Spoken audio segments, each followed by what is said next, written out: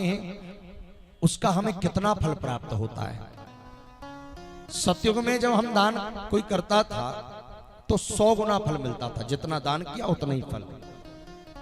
त्रेता आया तो 3 गुना पे रह गया, मतलब 100 रुपए दान किए तो 75 रुपए का फल प्राप्त होता था। कहां? त्रेता। और द्वापर आया तो 2 गुना ही बचा,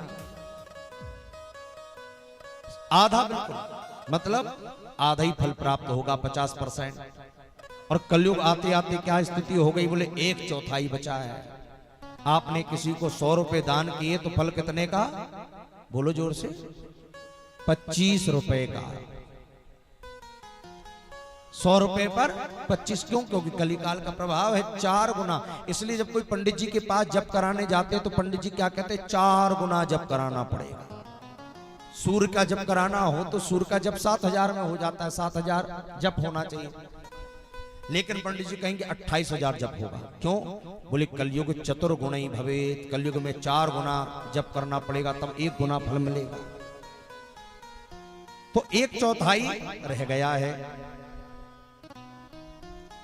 दान की बड़ी महिमा बताई महाराज शिव पुराण में। किसी तीर्थ में जाएं तो सेवा करें,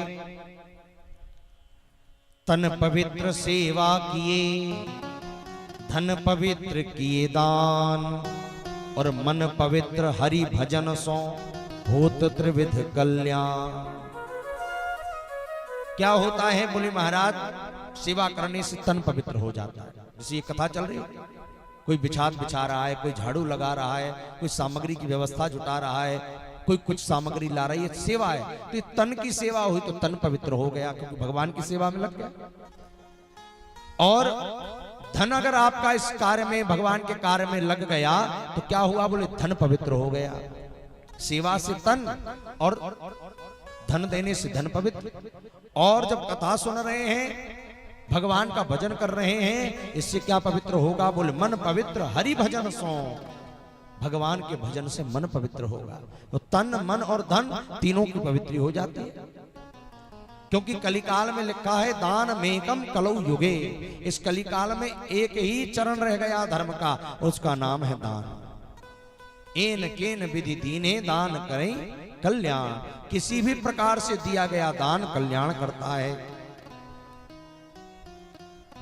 और महाराज सूत जी कहते हैं सत्संगात सर्वमेतत्ते नराणाम जायते द्विजः धन धान्यादिकम सर्वम देयम में गृह में धिना। जो दान करता है, बोले धन समृद्धि आदि वस्तुओं का, मौसम के अनुसार किसी फल का दान, सब्जी का, 12 प्रकार के दान बताए हैं महाराज। जो जिस प्रकार का दान कर लेता है, पहला दान है गौदान, दूसरा है भूमि दान, फिर तिल का दान, स्वर्ण का दान, घृत का दान, वस्त्र का दान, धान्य का दान, गुड़ का दान, चांदी का दान, नमक का दान और काशी फल का दान। ये 12 दानों की संज्ञा का बड़ा वर्णन है, किस दान से क्या फल प्राप्त होता है। और यतो दानम न जाये तो तद्द्रव्यम मलवत भवेत, जिस धन से दान नहीं होता, जिस धन से कभी दान नहीं होता, आप लोग ध्यान सिर्फ कथा में लगाओ, जो लीला हो रही है होने दो। जिस धन से कभी दान नहीं किया जाता, वो धन कैसा हो जाता है? बोली महाराज तद्द्रव्यम मलवत भवेत, वो मल के समान हो जाता है। और जो व्यक्ति दान नहीं करता, सूत जी कह रहे हैं अदत्त दानश्च भवेत दरिद्रो, दान ना करने वाला मनुष्य दरिद्र होता है। और दरिद्र भावात् प्रकरोति पापम, और जब दरिद्र हो जाता है तो क्या करता है? बोले पाप करता है। और जब पाप करता है तो पाप प्रभाकम नरकम प्रयाति, पाप करने से नरक में जाता है। और फिर नरक में जाकर फिर जन्म लेता है तो पुनः दरिद्र पुनरेव पापी, फिर दरिद्र बनता है, फिर पाप करता है, फिर नरक में जाता है। यही चलता रहता है। लेकिन कोई दान करे, सतपात्र दानाच भवेत धनाढ्यो, कोई सतपात्र को दान करे तो धनाढ्य होता है।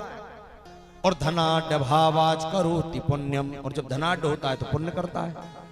और पुण्य प्रभावा त्रिधम प्रयांति, और पुण्य के प्रभाव से महाराज नाना प्रकार के भोगों को भोगता है, और जब भोगता है तो फिर जन्म लेकर पुनर्धनाढ्यो पुनरेव दाता, फिर धनाढ्य बनता है, फिर दान करता है। और विशेषकर कली काल में कहा गया कि कलौ भागीरथी गंगा, कलौ वाराणसी पुरी, कलौ विश्वेश्वरो देवो दानमेकं कलौ युगई। कलयुग में नाथ विश्वनाथ हैं, नदियों में गंगा श्रेष्ठ है, पुरियों में वाराणसी श्रेष्ठ है, ऐसे ही दानमेकं कलौ युगई, दान एकमात्र कलयुग में निमान है। तुलसी पंचन के प्रिय घटे न सरिता नीर, और दान दिए धन ना घटे जो सहाय रघुवीर। दान देने से कभी धन नहीं घटता। पुराने लोग कहते थे ना कहावत में, जल भरे जो नाव में घर में बाड़े दाम, तो दोनों हाथ उलीचिए यही सयानो काम, यही सयाना काम।